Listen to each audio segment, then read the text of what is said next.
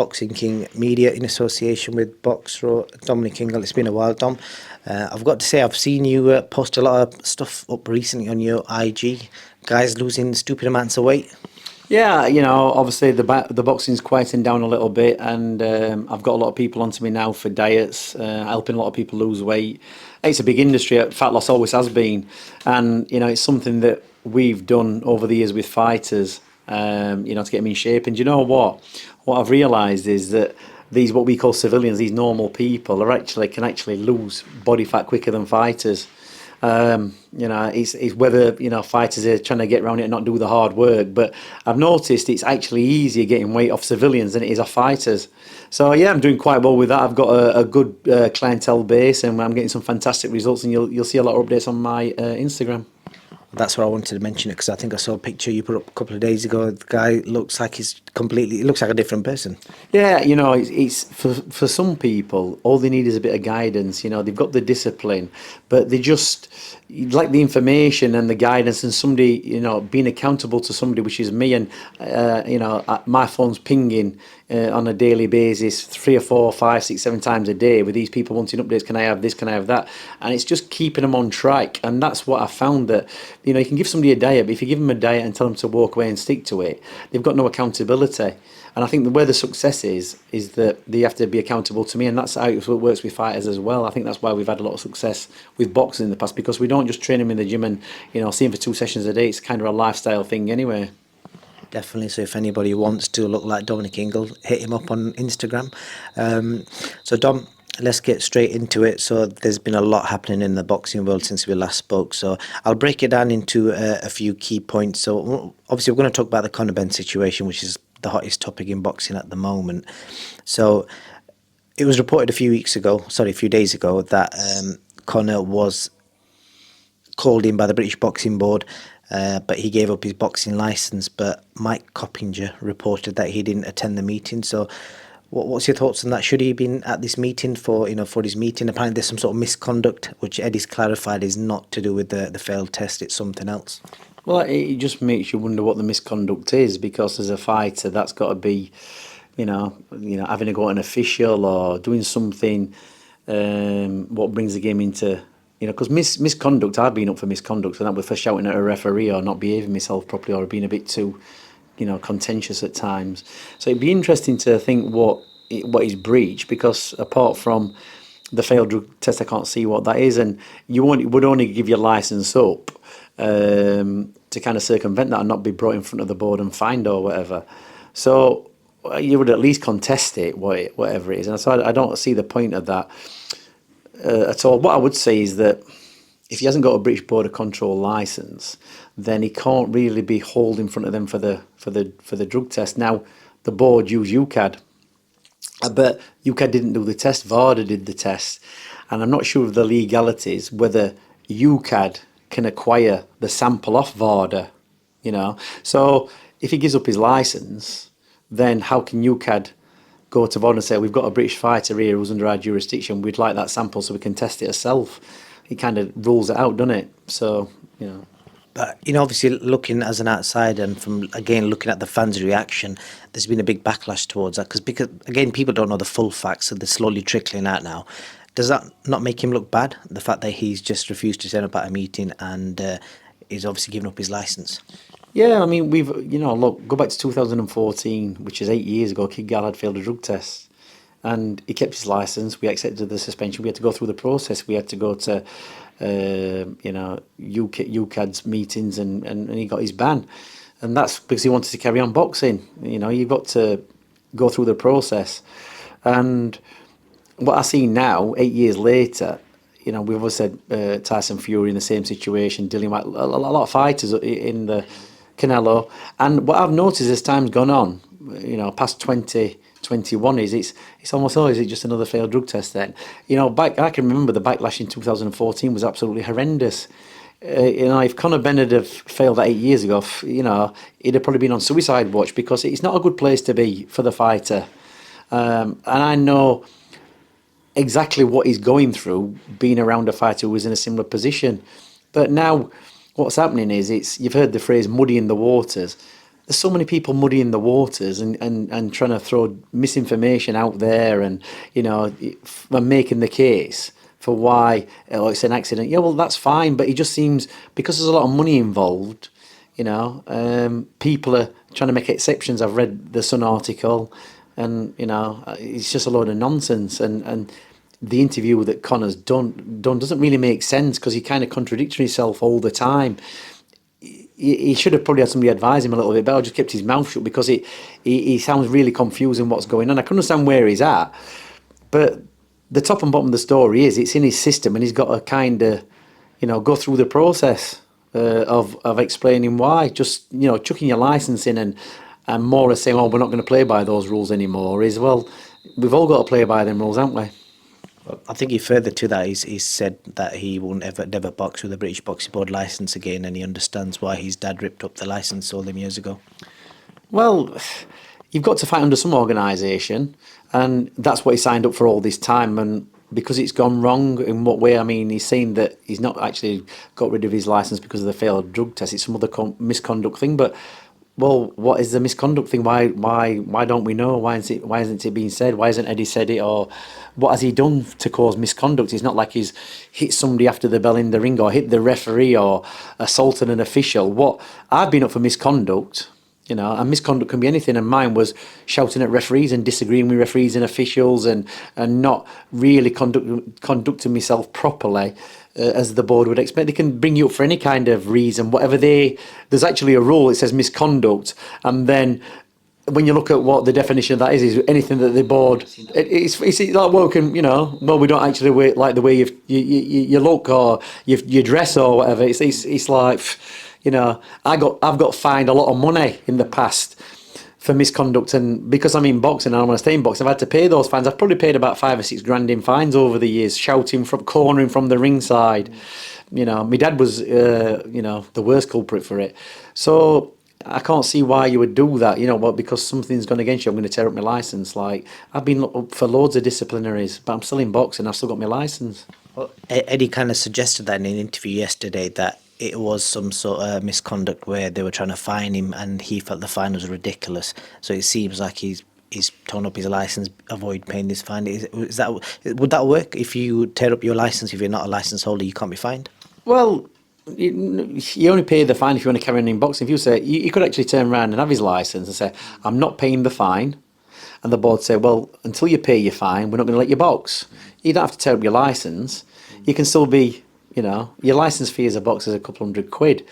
So just because you don't agree with it, there's lots of things I've disagreed with the board, and like, you have to bite your lip, and it's frustrating. And but I've paid the fines, and I've been there a few times. I have, because I believe in what I'm saying, and it might not fall in line with what the board are saying, but just tearing up your license because you don't like what they're hearing, well, I'd have picked up boxing a long time ago. I wanted to stay in boxing. It was still beneficial even when I paid the fines to stay in boxing from the money I've earned, and I'm sure that's the same for Conor Benn. He's earned a lot of money out of boxing. So, it is a show of defiance, but for no particular reason, really. He could turn around and refuse to pay the fine anyway, keep his licence. The board will say, "Well, until you pay your fine, you're not boxing." But he's not boxing anytime soon anyway, is he? It looks like that way. It's worth mentioning as well for people that don't know that the wording on that rule, misconduct, is whatever the board deem misconduct. That's it. It's along them lines, which is very loosely. So, like you said there, whatever. Anything they want. Yeah, basically, yeah. If they're not happy with it, they'll fine you for it, which does seem a bit odd. So moving on, it's now been confirmed since his interviews come out yesterday. He tested positive on 2 tests. One's back in July, and then obviously this one in September. Your thoughts on that? Obviously, again, I go by what a lot of people are saying online, and the thought process is that if he's testing positive over such a long period, obviously the reason they're all coming out with now is the word contamination, which I assume is from food. Is it normal to be testing positive for 2 tests over like an 8-week period? What I will say is, as with anything, people metabolise drugs differently. That's painkillers, any medication, insulin, whatever it is. Everybody's different. Nobody does it the same way. And the way metabolites from drugs are stored in your body, everybody does it different again. Strenuous exercise, you're going to release more metabolites. Sometimes it's stored in your fat cells. There's lots of reasons why. But the one thing I can't understand is, look, Matchroom Conor Benn, people around him, have got a lot of money. It's not hard to get an expert who knows about clomid or drugs or whatever to come up and give their opinion, because there will be experts out there which are, you know, give them a few quid, they can give you a simple explanation. Now, yeah, it is possible. It's like, I don't know why. I think I've looked up on this. The half life of clomiphene is quite long. I haven't looked exactly into it. So what the half life means is that it reaches, if you've got clomiphene, it's a certain a milligram a tablet. So many days it reaches half that amount, and then it kind of tapers off. So depending how long it takes to come out of your body, of course it's possible to take weeks for it to come out. So it would go over 2 tests. You know, and there's other examples where, you know, I've read loads of reports on drug testing where people have you know, admittedly taken stuff like 6 or 9 months before, and it's been stored in the body. Then they've lost body fat, and it's come out in a test. There's nobody knows, but it's easy enough to find out if somebody wants to pay a specialist. But sometimes it's better not to pay a specialist, because then we all know what the facts are. So, like I say, it's muddying the waters again, isn't it? There's nothing strange about it coming up in 2 tests at all, spaced apart. Because there's been times, I think we go back to, there was a case where it was a boxer, you'll probably be able to tell me this, where it was coming up to a fight, and he tested by VADA, and they kept testing him 3 or 4 times to see, you know, if it was going to be out his body, and they were going to allow him to fight. I forget when it was a few years back. So they kept testing him, and the amounts kept smaller and smaller, but it was still in his system. And they were waiting until he actually tested clean to make a decision whether they should let him fight or not. I can't remember the case. It'll come to me at some point. So, you know, it's going to go over several tests. It's like that's how specific drug testing is. But what is strange is how people are saying that, you know, he's using it for masking and everything else. But if you're using it for masking, it would come up in every single test, surely. Well, with regards to that point, could there be a lack in the UCAD testing compared to the VADA testing? Is that why UCAD couldn't find it? No, like I said before, that your body metabolizes drugs in different ways, and it stores them in different parts of your body depending on what your body fat is, your muscle mass. It's just different. And also the amount of water you've drunk that day, the food, it all affects excretion of metabolites. And maybe there's herbal products what kind of stop. There was an article years ago, and people can look at this, how taking high amounts of green tea can reduce metabolites of testosterone in your urine. And they were actually looking into it, where they were going to put, if they found high levels of green tea in your urine sample, that you were using it as a masking agent. And people say that's absolutely ridiculous, but it's not. There's articles out there, look it up. So there's probably lots of stuff out there that we don't even know about, herbal wise, or vitamins or whatever, or what can dilute a sample or can concentrate a sample.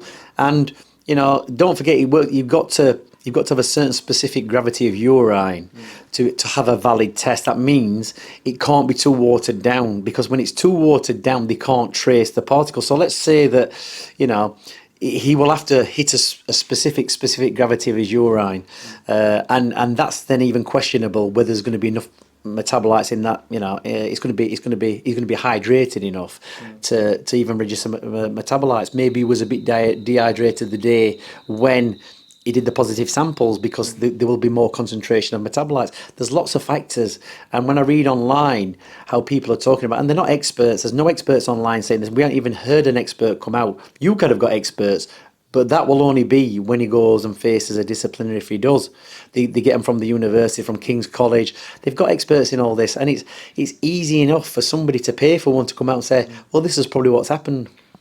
One of the quotes from this interview yesterday, Conor has said, trace amounts were found, tiniest of traces. Only thing I can think of is contamination.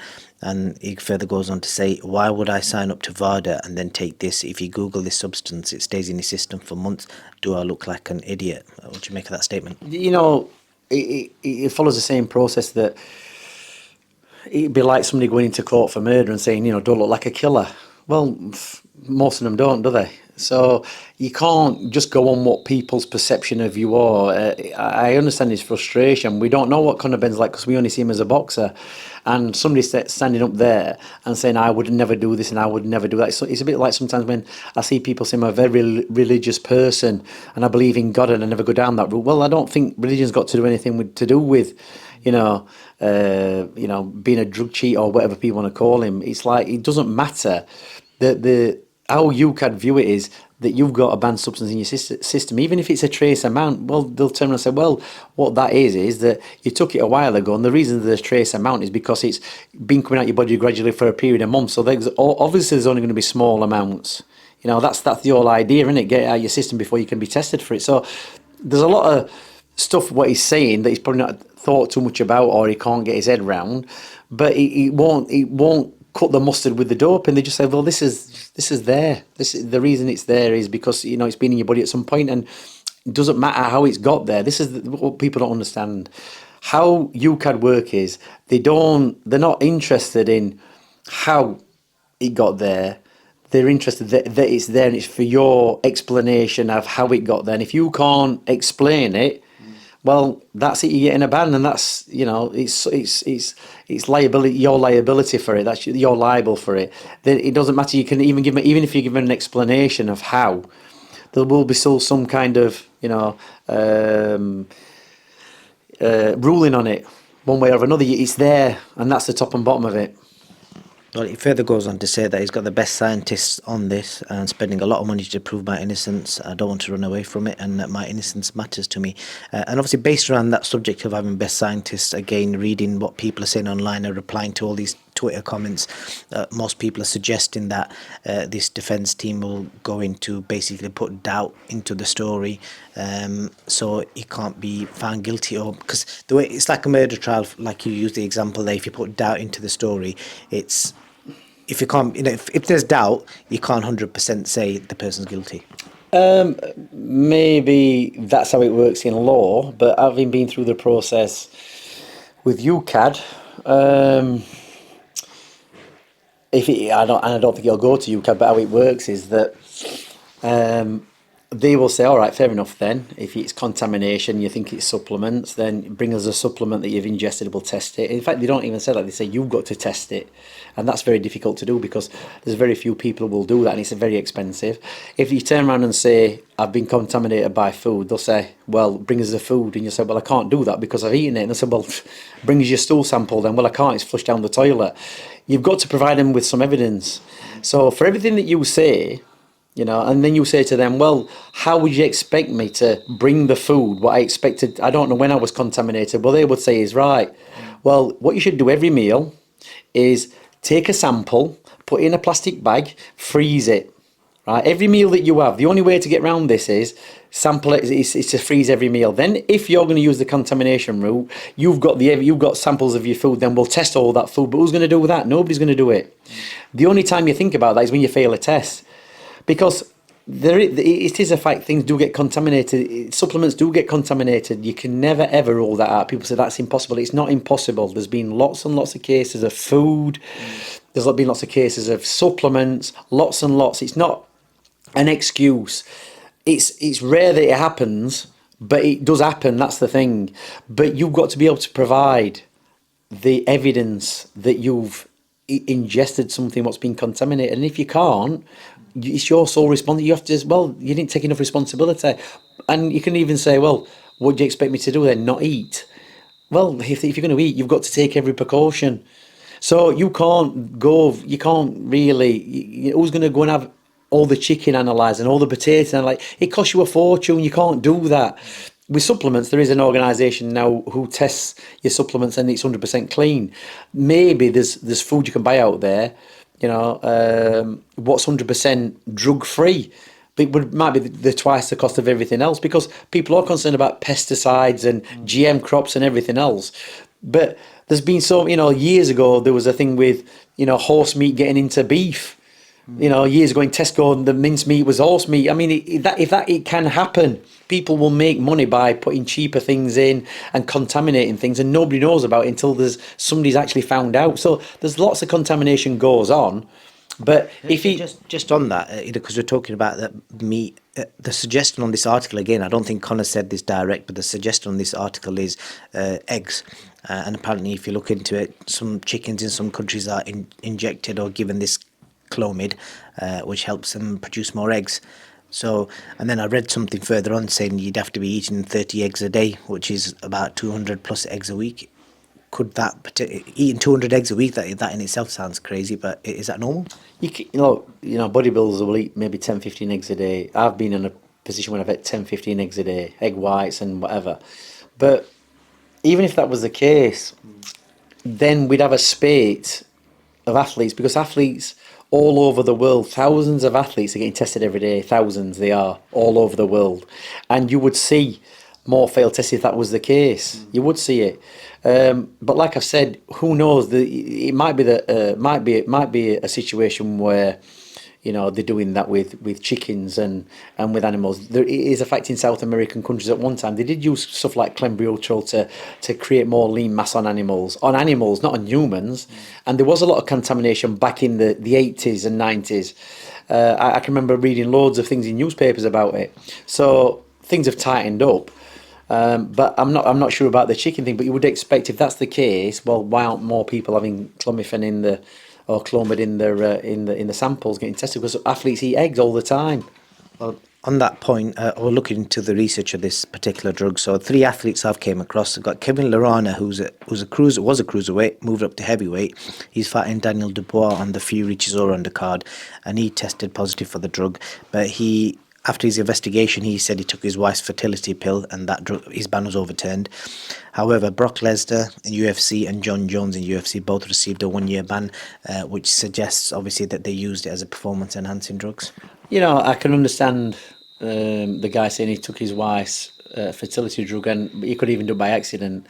He could have even had it on his hands. But then they would have said to you, well, is she under some supervision of a doctor on fertility treatment? And if he can provide the evidence that she is, then that is a legitimate excuse. And if Conor Benn had said, well, my wife's been taking... Talking of that, Eddie said in an interview yesterday that's 100% not happened, so that's not going to be used. No. Contamination is, I think, the No, no, but I'm just saying, but if it had been a fight where his wife or girlfriend had been on a fertility medication, there is every possibility, whether he's been kissing or whatever, being intimate, whatever he's done, there is a chance of contamination. But obviously they've ruled that out. So you can accept the cruiserweight who said that, and they will have dug into it and said, well, provide us with the evidence then that your wife's been on fertility medication. And that can happen. But he hasn't done that. And the other 2 guys, I don't know, I obviously know who they are, but whatever it is, it's a year ban. All I do know is that it's then again down to the organisation to dish out the ban. Now, when Canelo got done with clenbuterol, the WBC overheard that. They're not an organisation like UCAD who are under World Anti-Doping. They're just a boxing organisation made up of normal people. They're not the worldwide, doping organisation. Because if Canelo had boxed in England and got caught with that, he would have got a 2 to 4 year ban. They would not have accepted the contaminated meat situation. They wouldn't have, because anybody who fails on clenbuterol, who's under the jurisdiction of WADA, don't forget WADA are just a drug collection agency. They just give the results to the relevant parties, and that relevant party is Eddie Hearn, who's a promoter. If it's under the fights under the WBC, the WBA, the IBF, the WBO, then they will dish out the sanction. Do you understand? And their sanctions will be different to the World Anti-Doping Association, because they have set amounts of bans. It's a totally different process. WADA aren't lenient. It's a set protocol. Boxing organisations who are run by every Tom, Dick and Harry can make up the rules and own rules and regulations as the board of control who say misconduct is what it is. So you're going to get far less bans off the boxing organisations than you are off a properly accredited World Anti-Doping Association. And then just moving on, obviously I've not spoken to you since this came out, but the doctor who was kind of involved in this controversy, he was quoted as saying you'd have to be stupid to get caught by UCAD. What do you think of that comment? And would you have to be stupid to get caught in this country? I don't know why a doctor really, a GP, or if he's a proper GP or whatever, who's on a decent amount of money, I've got a brother-in-law who's a doctor. You've got to be on a minimum wage of about 100 grand a year. Why would you want to get involved? First of all, with boxers, because realistically, Clout. but why? Why? Because you could probably, let's just say that's the case. Well, if he's been associated with Conor Benn, and now he's disappeared off the face of the earth. So, what's that going to cost him in the long run? For what? Because he wants to be popular, because he wants to be known. And why would he come out with comments like that? Because if and I believe he was also a board of control doctor. He's not working. He's not in. He really. He's a board official then.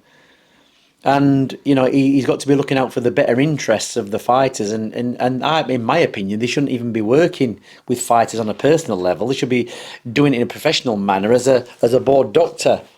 You can't play both sides of the team, of the game, can you? So I don't know why he would say that. And I've seen some of the interviews, and to me, it just seems like a bit of an ego thing. Why he wants to tell everybody how clever he is and how smart he is, but it's not really worked out well, has it? In the long run. And just wrapping up, Dom, obviously you read all the comments on your videos. People are always accusing you of like juicing up because obviously you're always in fantastic shape. Obviously you can kind of draw from personal experience of how, you said at the start of the interview, the mental effect on Conor Benn. Can you draw any comparison? Because obviously yours is a bit different, but you've seen a lot of people saying stuff like that about you all the time. How do you think you must be going through with all this, especially if he's innocent? It's different because, look, what people say about you is their business. Whether it can be proved is another thing. You're going to get negative comments like baldy, or you take steroids or whatever. Well, that's fair enough. Let people get on with it. If that's not the case, that's fine. It's not really affecting my career. And like I say, if people want to come along and make me do a piss test, yeah, pay for it. It's about £1,000, 1,500 quid. What people don't understand is that if you live a good life and you train, and you've trained all your life, you're going to be in good shape. But people don't these days. They want a quick fix for everything. They want quick teeth. They want hair transplants. They want everything, and they don't want to go to the gym and do the hard work. I've been training all my life since 10 years old. I boxed, done weight training since I was 18. I'm on a good diet. Don't drink. Don't smoke. I'm going to be in good shape. But as far as Conor Benn's concerned, it's affecting his livelihood in the sense that this has stopped him now from earning big money. He's probably earned decent money, but the dream's been taken away. And I think, in my personal opinion, listening to him, I honestly think that in the new year, that fight will be made on some territory where it can be made, because there's too much money. That's a pot of gold that's only going to be around for 3 or 4 months. And then if Conor Benn gets a ban or whatever happens, that's the pot of gold gone for him, for Eubank, for the promoters. It's an opportunity missed, because in 2 years' time, if he gets a 2-year ban, that fight won't be around. So I hear all this talk; it's never going to happen. I don't think Conor Benn, at 26-year-old, has made enough money out of boxing to finish. And it takes a long time to clear your name. It takes a lot, and he's only 26, but a lot of fights are going to disappear by the time he comes off a ban, if he gets banned. And so I can see, it's such a big money fight. We're talking millions, that it's got to be made, and I think it will be made. But only time will tell. He's not in a great place, but the more I listen to it, and I just hear people muddying the waters and making an excuse, or we're not getting to the bottom of it. And this elusive B sample, what's happening with that? What people don't realise is the fighter has to request to have that B sample done, and you have to pay to have it done. It's not down to anybody else. The only person who can request that B sample to be tested is the fighter. So, where's the B sample? At the minute, VARD have got the samples. They'll have the samples. It belongs to them and to Conor Benn. So who are they going to give it to make a decision on what the punishment's going to be? Because VARD are an organisation what dish out punishments. They've just, all they are going to do is give the results to somebody. But who are they going to give them to? Because Conor Benn hasn't got a border control licence, so it's not going to the board. I'm not sure what the association between VARD and UCAD is. It wasn't under the WBC, IBF, WBO, WBA organisation. So who's going to Make a ruling on this. That's the question. What should be asked? That's the simple question. Don't be surprised if the samples just disappear. Let's get the B sample tested. This problem is it's all smoke and mirrors and muddying the waters, and it's not really a concern of mine. It's not a great place to be. Trust me, I've been in this process, and people make all kinds of accusations and allegations and everything else. I've been there myself. It's not a great place. So, the sooner it gets sorted out, the better. Get it out of the way and get on with it. But it's not doing great for boxing because it seems like, because Conor Benn's a big name and going to make a lot of money for a lot of people, it seems that the people who want the money are making every excuse not to actually get to the bottom of it. Well, that draws me to the last question, Dom. Knowing all the facts and everything that you've seen so far, obviously, again, we don't know the full picture, but as it stands right now, do you think Conor Benn is innocent, or do you think he's guilty of taking performance-enhancing drugs, in a short answer? I can't give you a short answer, and I don't know the facts because I'm not actually listening to any facts. I have not heard any facts. The only one fact I've ever heard is that he's got a banned substance in his urine, and that's the only fact I've actually, heard. And I'll say it once again. No matter what anybody thinks in sport, drug testing is not black and white. It's not black and white. There's grey in between, and that's why there's a problem. That's where it is. So it's a grey area. People think that Conor Benn's performances have got better as time has gone on, but look, the people he's done a job on, like Samuel Vargas and Chris Algieri, look, they were way past the sell-by days. I don't actually think Conor Benn has improved massively. I think with more fights you do improve, but I don't see, that all of a sudden he's created this monster power and he's devastated. I just don't see it. People who are fanboys, maybe so, but he's not really come up against a guy his age 26, a high level fighter. He's actually fought guys who've been on the slide, a bit like when Amir Khan beat Barrera. But on his record, Amir Khan beat Barrera, who beat Naz. He must be fantastic. But Barrera's well past his sell-by date, and I don't think, the big wins on Conor Benn's record have really been against high-profile, active, and fantastic fighters. They've been on the slide. Right, Dom. I appreciate your time. It's a long one. Hopefully, people listen to the end.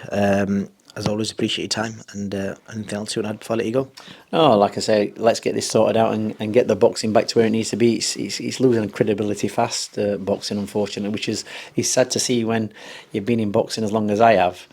It just makes you wonder for the kids who are coming through at a younger age, what's in store for them. I wouldn't like to think, where we are in 2022 as a trainer, a manager, or even a fighter, where boxing is going to be, because he's had some great times, but now it's like it's getting a lot of doubt cast over it. So hopefully it can be regain a bit of credibility and get on with it.